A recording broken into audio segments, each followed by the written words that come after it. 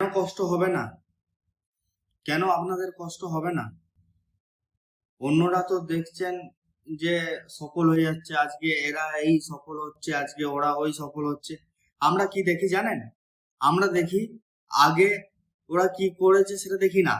আমরা দেখি এখন ওরা কতটা সাকসেসফুল হয়ে আছে, মার্সিডিজ নিয়ে ঘুরছে, কেউ বিএমডাব্লিউ নিয়ে ঘুরছে, কেউ আলাদা গাড়ি নিয়ে ঘুরছে। কিন্তু তার 5 বছর আগেকার ঘটনাটা আপনারা দেখবেন তারা কতটা স্ট্রাগল করেছে, তবে আজকে তারা ওই যে সফলতার সিঁড়িতে পা দিতে পেরেছে। সফল হওয়া তো চারটিখানি ব্যাপার নয়। সফল হতে গেলে না অনেক পরিশ্রম করতে হয়।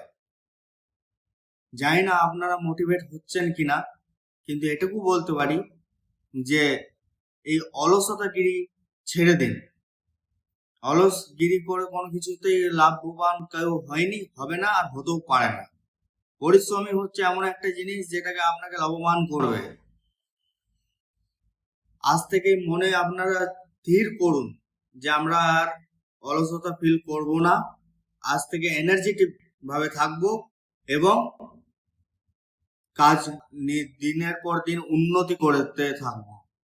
এই বলে আমার বক্তব্যটা শেষ করলাম। যদি একটুকুও ভালো লেগে থাকে না, তো এই ভাইটাকে সাপোর্ট করবেন।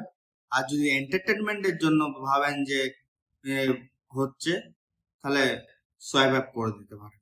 আর যদি কিছু জ্ঞানমূলক কথা যদি জানতে চান, তাহলে চ্যানেলটাকে subscribe, follow, like, comment, share করে যাবেন। থ্যাংক ইউ, ধন্যবাদ। এই ভাইটির পাশে থাকবেন।